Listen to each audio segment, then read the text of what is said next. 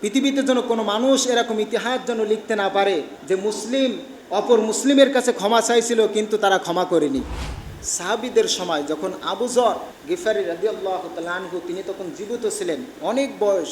এই সময় ঘটে যাওয়া একটি ঘটনা, একজন ব্যক্তি মুসাফির হিসাবে সে পথ চলতেছে, অন্য শহরে যাবে। পথে চলতে চলতে সে ক্লান্ত হয়ে গেছে। এমন সময় তার উটটাকে সে ছেড়ে দিয়ে বলল, যাও তুমি কিছু সময় খাদ্য খাবার খেতে থাকো, আমি এখানে একটু বিশ্রাম নিই, যেহেতু আমাদের আবার পথ চলতে হবে। এখন সে যখন বিশ্রাম নিয়েছে, তার উটটা এই ঘাস লতাপাতা খাইতে খাইতে একজনের বাগানে ঢুকে গেছে। বাগানে যেয়ে তার ফল ফলাদি নষ্ট করতে লাগলো, কারণ তার তো আর এরকম মানুষের মতো বোধশক্তি নাই। এখন ওই বাগানের যে মালিক যে কর্মচারী রেখেছে, ওই কর্মচারী দেখে হাই হাই, বাগানের ফল তো নষ্ট করে দেয়, মালিক তো আমার চাকরিতেই রাখবে না। সে তাড়াতাড়ি করে এই উটটাকে তাড়াই দিতে লাগলো, কিন্তু উট সেখান থেকে নড়ে না। তখন সে কী করলো, একটা ইট তুলে মেরে দিয়েছে। ইট মারছে তাকে তাড়ানোর জন্য। মারার পরে সঙ্গে সঙ্গে উটটা জায়গায় ছটপট করে মারা গেল। বেচারা তখন টেনশনে পড়ে গেল, আহারে উটটা তো আমি মারতে চাই নাই, কিন্তু এক আঘাতে উটটা মারা গেল। সে তখন অনুতপ্ত হয়েছে, হায় হায় কী করলাম। এখন এই বেচারা তার উট খুঁজতে শুরু করেছে। খুঁজতে খুঁজতে ওই ব্যক্তির সামনে এসে হাজির। ওই ব্যক্তি তখন বলছে, ভাই কি হয়েছে? বলল, ভাই আমার একটা উট হারায় গিয়েছে। বলল, ভাই আপনার উটটা আমি মেরে ফেলেছি, আমি ইচ্ছা করে মারি নাই, ভুলবশত তাকে তাড়ানোর জন্য আমি একটা ইট মেরে দিয়েছি, সেই ইট মারার সাথে সাথে সে মারা গিয়েছে, ভাই আমাকে ভুল হয়ে গেছে, ক্ষমা করে দাও। এখন ওই বেচারার হলো শখের উট। ওই বেচারা রাগান্বিত হয়ে বলছে, হ্যাঁ আমার উট মেরে ফেলছো, তোরে আমি এখনই মেরে ফেলবো। এইভাবে তাকে ধরে ঝাঁকাঝাঁকি করেছে। ঝাঁকি দেওয়ার সাথে সাথে ওই বেচারা জায়গায় মারা গেছে। এখন এ তখন অনুতপ্ত হয়ে গেছে, হায় আমি কি করলাম, আমি তো তাকে মারতে চাই নাই, জাস্ট আমি একটু ধমক দিয়েছি রাগান্বিত অবস্থায়, তাতে সে মারা গেল, এখন আমার কি হবে। এখন তার সন্তানাদিরা খুঁজতে খুঁজতে ওখানে এসে হাজির।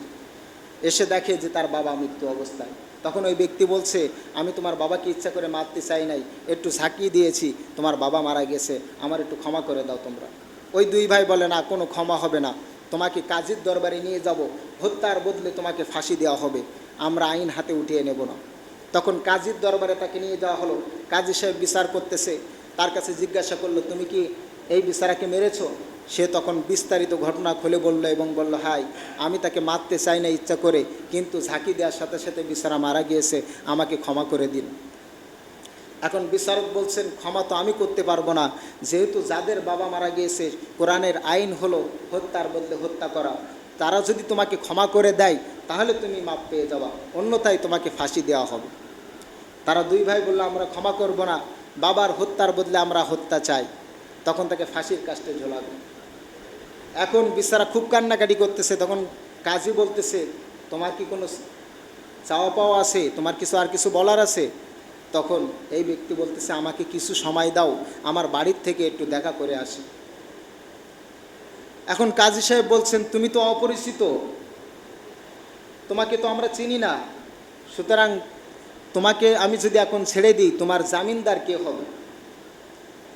তোমাকে যদি তোমার অবর্তমানে কেউ যদি জামিনদার হয় তাহলে আমি তোমাকে ছেড়ে দিতে পারি, অন্যথায় ছাড়ার কোনো অনুমতি আমার কাছে নাই।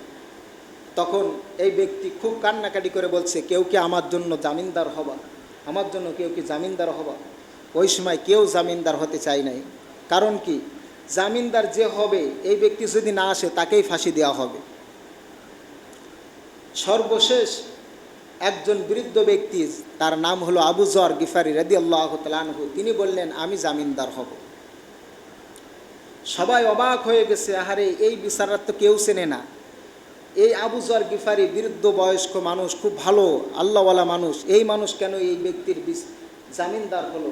এই ব্যক্তি যদি এখন না আসে তাহলে তো আবু যরেরই ফাঁসি দেওয়া হবে।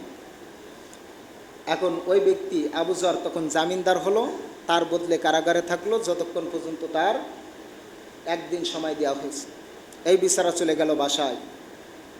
পরের দিন যখন সে আর আসে না, ফাঁসির রশি পরানো হয়েছে, সব মানুষ বলতে লাগলো, আহারে আজকে বিচারা অন্যায় না করেও আজকে ফাঁসির কাস্টে চলতে যাচ্ছে। এমন মুহূর্তে ওই যে ছেলেটা বাসায় চলে গিয়েছিল, বাসায় সবার বলে সেখান থেকে আবার চলে আসছে। সে তখন এসে বলছে, আমার আসতে একটু দেরি হয়ে গেছে, আমাকে ক্ষমা দৃষ্টিতে দেখবেন, মেহেরবানি করে আমার দণ্ডবিধি এবার কার্যকর করেন। তখন বিচারক বললেন, হে যুবক, তুমি চাইলে তো নাও আসতে পারতে, কারণ আমরা তো চিনি না তোমার বাড়ি কোথায়, তোমার ঘর কোথায়, তুমি কেন আসলে? তখন ওই যুবক বলল যে একজন মুসলিমের উপকার করার জন্যে একজন ব্যক্তি জামিনদার হয়ে সে ফাঁসির কাস্টে ঝুলবে, আর গোটা বিশ্বে জানবে যে মুসলিম সে ওয়াদা দিয়ে ওয়াদা রক্ষা করে না, এটা কখনো হতে পারে না। তাই আমি চলে এসেছি। কী ওয়াদা তার! এইটা দেখে কাজী সাহেব বলছে, যদি আমার হাতে কোনো ক্ষমতা থাকতো তাহলে আজকে তোমাকে ক্ষমা করে দিতাম। তখন ওই দুই যুবক বলল, কাজী সাহেব, আজকে আমরা তাকে ক্ষমা করে দিলাম, তাকে ছেড়ে দেওয়া হোক। সুবহানাল্লাহ। কাজী সাহেব বলছে, তোমরা আগের দিন ক্ষমা করে দিতে চাচ্ছিলে না, আজকে চাইলে কেন? তখন ওই দুইটা যুবক বলল যে আজকে ক্ষমা করে দিলাম এই কারণেই যে পৃথিবীতে যেন কোনো মানুষ এরকম ইতিহাস যেন লিখতে না পারে যে মুসলিম অপর মুসলিমের কাছে ক্ষমা চাইছিল কিন্তু তারা ক্ষমা করেনি। তখন আবু যর গিফারির কাছে জিজ্ঞাসা করা হলো, তুমি এই যুবকটারে চেনো না, জানো না, তারপরও তার জামিনদার কেন হয়েছিল?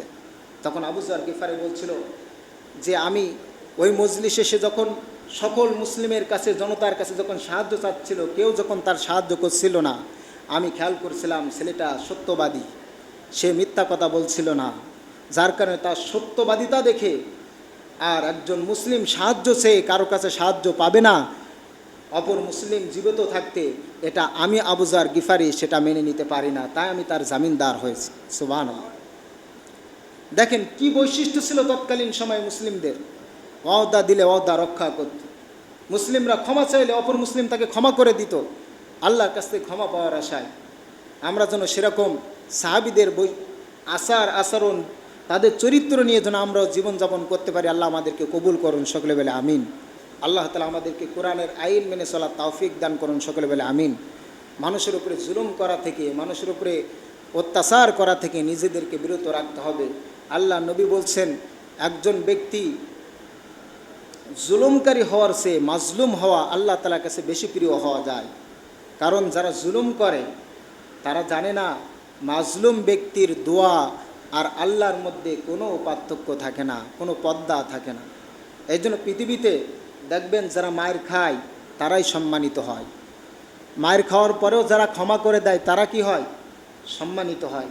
এই জন্য এটা আমরা মানুষকে যখন তখন মানুষের উপরে অত্যাচার না করে মানুষকে ক্ষমা দৃষ্টিতে দেখবেন আল্লাহর তরফ থেকে সম্মান মর্যাদা আল্লাহর তরফ থেকে বেড়ে যাবে। আল্লাহ তাআলা আমাদেরকে কবুল করুন, সকলে বলে আমিন। ওমা তৌফিক ইল্লা বিল্লাহ। আসসালামু আলাইকুম রহমতুল্লাহ।